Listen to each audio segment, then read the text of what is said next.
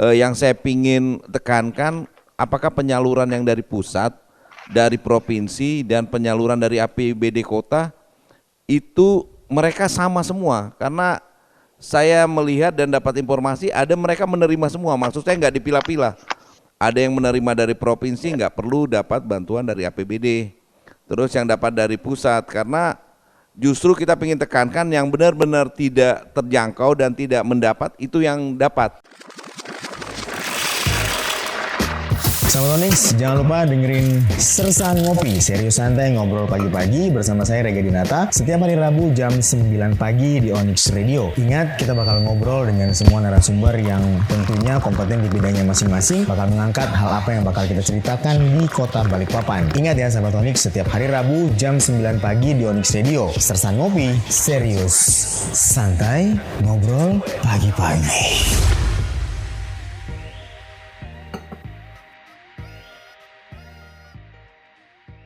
Onyx Radio 88,7 FM Inspiring Your Life. Masih di sini sama Rega Dinata dan juga masih bersama narasumber kita pagi ini sahabat Onyx. Masih bersama dengan Bang Maulid dan juga Bapak Haji Sukri Wahid dari Komisi 2 Bidang Ekonomi. Nah silakan Pak Haji menanggapi tadi yang disampaikan sama Bang Maulid mengenai mungkin lebih memerhatikan RT juga, ya kesejahteraan RT juga, dan juga mungkin kita lebih bisa menumbuhkan rasa percaya kepada RT karena melihat kemarin pembagian BST di beberapa titik di Kota Balikpapan, kantor pos dan juga DOM lebih khususnya.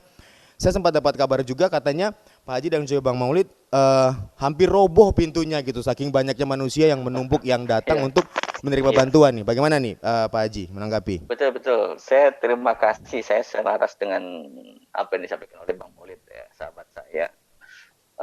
Bahwa memang satu yang terjadinya kemungkinan pelanggaran protokol kesehatan saat pembagian dana kemarin. Jadi saya sampaikan yang disampaikan kemarin di pembagian itu adalah pembagian milik APBD Kota Balikpapan ya. Walaupun Pemkot akhirnya menjadikan PT Pos sebagai penyalurnya kepada masyarakat. Yang tahap pertama dengan tahap kedua itu dalam bentuk barang ya. Yang kita sama-sama ketahui bahwa sebenarnya yang kita anggarkan itu 1 juta per kepala keluarga untuk 4 bulan, jadi April, Mei, Juni, dan Juli. Tahap 1 dan 2 itu dalam bentuk natura barang, tapi kita komplain juga karena di lapangan ada beberapa barang seperti telur, kemudian beras itu tidak sesuai dengan spesifikasi, sehingga kita akhirnya sepakat dengan pemerintah kota untuk tahap ketiga dan 4 itu lewat bantuan uang tunai. Jadi yang dibagikan di DOM, di kecamatan-kecamatan, itu adalah milik bantuan pemerintah daerah untuk penerima manfaat dampak pandemik. Berapa orang jumlahnya? Kurang lebih 68.000 kepala keluarga. Nah, saya sepakat karena di DOM itu saya lihat mengerikan sekali, nggak ada jarak. Benar, Pak Haji. Kemudian tidak bisa ada jaminan protokol kesehatan dan kemungkinan bisa ada saling transmisi lokal di situ. Karena itu ini menjadi catatan kami di Pansus Pengawasan COVID. Nah yang kedua, kami kemarin sudah konsultasi dengan Kementerian Sosial. Nah database sebenarnya setiap tahun itu harus terupdate. Itu berdasarkan undang-undang fakir miskin, di mana data itu adalah dari bawah ke atas. Di RT itu ada sebutan yang disebut dengan di kelurahan ya, PSM, semacam masyarakat sukarelawan ya, untuk dia semacam relawan di masyarakat yang punya tugas untuk memverifikasi bersama kasih sosialnya, kemudian Pak RT. Sehingga dia dirembukkan bahwa di RT ini berapa sih yang layak, itu datanya harus setiap tahun ada. Nah yang kami sayangkan itu memang tidak semua RT itu juga punya pemahaman yang sama. Yang kedua juga dari pihak kelurahan yang kurang mau ambil bekerja panjang, dan kemudian PSM yang terlalu sedikit karena satu kelurahan cuma dibolehkan 1 PSM. Pekerja sosial, jadi relawan. Nah ini yang kadang berdasarkan like and dislike saja. Kemudian benarkah menetapkan di RT tersebut ada 10 orang, itu kriterianya apa? Padahal sudah ada kriteria yang dikeluarkan oleh kementerian terkait. Nah, kita berharap masukan tadi itu nanti menjadi tabungan database kita, setiap tahun diupdate, dan di sistem Kementerian Sosial itu bisa dibuka terus dan diupdate. Nah, kami bertanya kemarin, yang dibagikan oleh PT Pos itu terus terang membuat kami di komisi kecewa. Kenapa? karena itu data dari tahun 2014 yang tidak pernah terupdate. Betul. Nah itu jadi akhirnya banyak juga peserta yang kita lihat di lapangan kok ada emasnya, Iya. kemudian ada candaan dari teman saya di kantor pos, dia bilang, Pak ini dia potret, dia kirim ke saya, Heeh. oh itu penampilannya luar biasa ya, tidak Borju layak lah untuk bahasanya lah Pak Haji ya. iya, Iya, iya jadi betul itu. punya duit Kan tapi saya, dapat bantuan gitu. Tapi di ya satu sisi ini Pak Haji ada yang mengatakan gini, dengan posisi situasi yang kita rasain sekarang, kaya atau miskin itu sama, semuanya dapat bantuan karena lagi pandemi gitu. Kalau menurut Pak Haji sendiri ya, gimana nih? Karena kan kita nggak bisa mengatur di- orang berpakaian nih Pak Haji ya. Mungkin menurut dia betul datang, nggak betul mungkin sekali, dong dia datang betul dengan baju compang-camping, paling tidak dia betul. menghargai juga gitu. Bagaimana nih Pak Haji? Ya, betul betul. Sebenarnya kalau itu berdasarkan Undang-Undang Nomor 6 karantina, kalau lockdown itu siapapun harus kita Betul, jamin. Tapi kan kita tidak menganut lockdown itu, kita cuma PSBB itu pun tidak. Kita cuma kegawat daruratan bencana daerah, di mana kesanggupan keuangan kita itu cuma mampu 70 miliar untuk memberikan jaring pengaman sosial. Itu untuk 70.000 kepala keluarga. itu dari Nah, kalau daerah Pak Penajam Haji? Pasir Utara, iya dari daerah, Daerah, kalau pusat dari provinsi, dari provinsi? kalau pusat itu 13.000, kita 68.000, dari provinsi 23.000. Total kurang 23.000. lebih hampir 90.000 yang kita Wow. cover dengan 3 pembiayaan. Ya, Provinsi, provinsi, kota dengan APBN. APBN. Oke. Jadi itu mengcover hampir 35% penduduk. Itu baru 35%. Wow. Nah, kalau Penajam Pasir Utara itu seluruhnya penduduk dia cover Seluruh ya? dengan 30. Ya, karena penduduknya kan cuma 90.000 Ya. jiwa. Nah, kita penduduknya 680.000 jiwa. Ya. Kalau kita mau cover semua ya PBD kita akan jebol. Iya Pak Haji, betul. Oke, Nah, kalau menurut makanya kita memilih kira-kira 30% yang kena dampak ini ya semua kena dampak. betul, semua Tapi merasakan. pasti ada yang paling kena di bawahnya, itu yang Terdampak, pekerja informal, paling terdampak UKM, pasti ya. ada. Betul Ya, sekali Pak ya Haji. pasti Oke. ada. Itu yang kita sisir. Kalau menurut Bang Maulid sendiri bagaimana nih pandangannya? Ya, benar, saya juga sependapat sama beliau. Yang saya pingin tekankan, apakah penyaluran yang dari pusat, dari provinsi, dan penyaluran dari APBD kota, itu mereka sama semua. Karena saya melihat dan dapat informasi, ada mereka menerima semua, maksud saya nggak dipilah-pilah. Ada yang menerima dari provinsi, nggak perlu dapat bantuan dari APBD. Terus yang dapat dari pusat, karena justru kita ingin tekankan yang benar-benar tidak terjangkau dan tidak mendapat itu yang dapat. Benar. Kadang ada mereka tiga-tiganya dapat.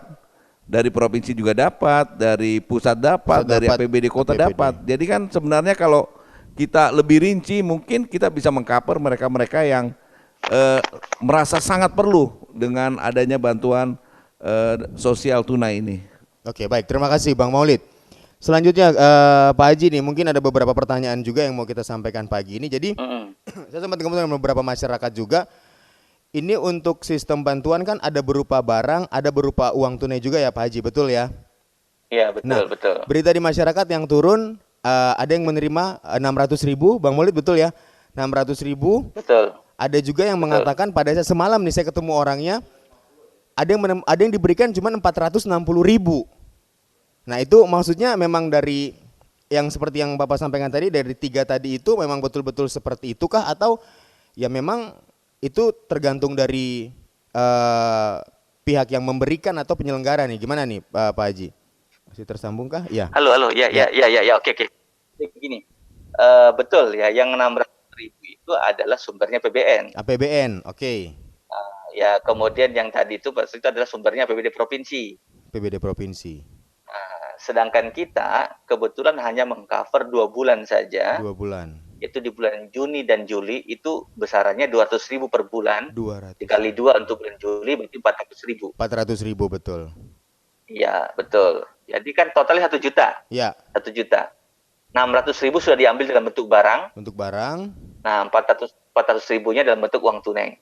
Tapi dijangka gitu Yang berarti dibagi. Pak Haji ya, dibagi per bulan ya? Betul. Dibagi per Oke. bulan. Oke, Nah, seperti itu. Jadi memang ada perbedaan otomatis yang PKH ini yang mereka peserta keluarga harapan yang dari sumbernya PBN itu karena memang kan mereka database-nya adalah nasional. Itu kewajiban negara. Jadi kita tidak boleh juga cemburu dengan mereka karena memang tidak mau lebih besar. Mereka juga dapatkan beras gakin, kemudian dapat nilai manfaat yang lebih dari Oke. yang kita cover. Kalau Seperti untuk itu. aturan baru nih, untuk BST nih, Pak Haji, apakah ada Ya, aturan baru dari pemerintah kah di tahun ini dari tahun-tahun sebelumnya? Karena kalau kita melihat dari data yang seperti Pak Haji tadi sampaikan, ada yang memberikan data di tahun 2014 ya, berarti ya, Bang ya, Maulid ya. Jadi ya, sebenarnya datanya tidak valid juga sih gitu loh. Tapi untuk regulasi sendiri, ya. ada nggak sih Pak Haji di tahun ini dari pemerintah untuk bantuan kepada masyarakat? Ya betul. Untuk pemerintah daerah kemarin kita sudah RDP memanggil 2 kali. Beliau mengatakan kepala dinas sosial ada data update yang terbaru yang mereka betul-betul sisir realita di Balikpapan pasca pandemik. Nah data ini yang mau kita bawa ke pusat agar kita punya tabungan data. Jadi kata Kementerian Sosial lebih baik Anda jual data ketimbang jual program. Kenapa? Kalau kami ini program nasional suatu waktu akan turun berdasarkan data. Jadi kalau Anda siap datanya ini yang update, maka uangnya akan masuk. Nah, tahun depan itu pemerintah berencana akan mengcover rencana pemulihan ekonomi dan diantaranya juga stimulus bagi PKH ini. Nah, kalau kita tidak siap data kita, jangan sampai kita akhirnya tidak tepat sasaran. Yang kedua, itu setidaknya bisa membantu problem sekitar 3% masyarakat miskin di kota kita yang sumbernya APBN. Nah, selebihnya APBD kota kita yang Pak Wali kemarin dalam rapat anggaran mengatakan sampai bulan 12 akan diperpanjang yang namanya stimulus ini dalam bentuk yang mungkin lain. Oke, baik. Jadi kita mengawal lah. Mudah-mudahan ini kan recovery ekonominya Amin. bisa sampai setahun depan ya.